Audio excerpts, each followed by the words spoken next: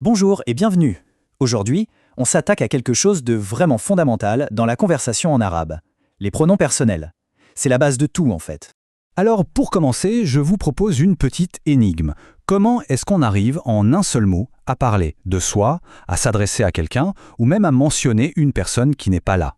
C'est une question clé, n'est-ce pas? Eh bien la réponse c'est les pronoms en arabe abdama'er. Ce sont ces petits mots super utiles qui viennent remplacer les noms, histoire de rendre les phrases beaucoup plus légères et plus fluides. Allez, on plonge dans le vif du sujet. On va commencer par les pronoms qu'on utilise quand on parle directement à quelqu'un. C'est vraiment le point de départ de n'importe quelle discussion. On parle ici des équivalents de notre tu ou vous. Et en arabe, il faut savoir qu'ils changent en fonction de qui on a en face de nous. Un homme, une femme, un groupe. Alors pour un homme, on dit anta. Anta. Écoutez bien ce A à la fin. C'est ce qu'on appelle la fatha, une voyelle brève. Ce tout petit son, ce petit détail, il est absolument crucial. Et maintenant, attention. Pour une femme, le mot est quasi le même. Mais la toute fin change. C'est un changement minuscule, très subtil, mais qui fait toute la différence. C'est ça qui est génial. On voit ici comment une toute petite marque de voyelle peut tout changer. La fatha, ce son en A pour anta, se transforme en kasra, un son en I pour anti. Et hop, on passe du masculin au féminin. C'est toute l'élégance de la langue arabe.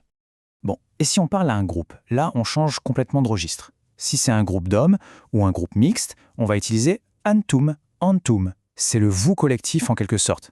Attention, pour un groupe 100% féminin, il y a un autre mot, mais on garde ça pour plus tard. Ok, on a vu comment s'adresser aux autres. Maintenant, on change de perspective. Comment est-ce qu'on parle de soi? Là, on va parler des équivalents de je et nous. Et la bonne nouvelle, c'est que c'est bien plus simple. Pas de prise de tête avec le genre ici, ouf. Donc, quand on parle de soi, tout seul, que l'on soit un homme ou une femme, c'est toujours le même mot. Ana, ana. C'est simple, c'est direct, je. Et si on est plusieurs à parler? On passe tout simplement à nahnu. Nahnu, c'est le nous, le pronom du groupe. Bon, on a vu le tu-vous, on a vu le je-nous. Il nous manque une dernière situation. Comment parler de quelqu'un qui n'est même pas là, qui ne participe pas à la discussion? Pour ça, il y a une troisième famille de pronoms. Ce sont nos il et elle, tout simplement. Et là, comme pour le tu, on va voir que le genre est de nouveau très important. Si on parle d'un homme qui est absent, on utilise le pronom huwa. Huwa. Et logiquement, pour parler d'une femme qui n'est pas là, on dira hiya. Hiya. Allez, on a vu pas mal de choses.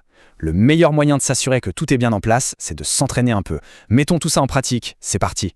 Alors, petit récapitulatif visuel. Ce tableau rassemble tout ce qu'on vient de voir. D'un côté, comment on s'adresse à quelqu'un, de l'autre, comment on parle de soi ou des absents.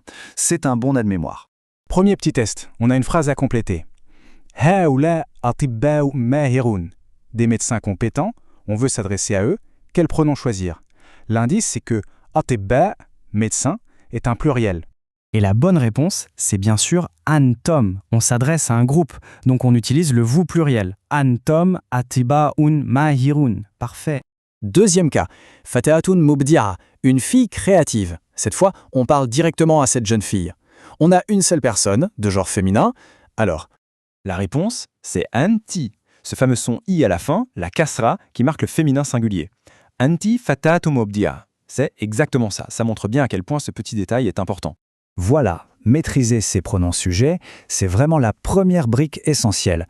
Mais bien sûr, ça ouvre la porte à d'autres questions. Par exemple, comment dire mon livre ou ton livre? Ah, là, on entre dans un tout autre système vraiment fascinant qui utilise des suffixes attachés aux mots. Mais ça, c'est une autre histoire.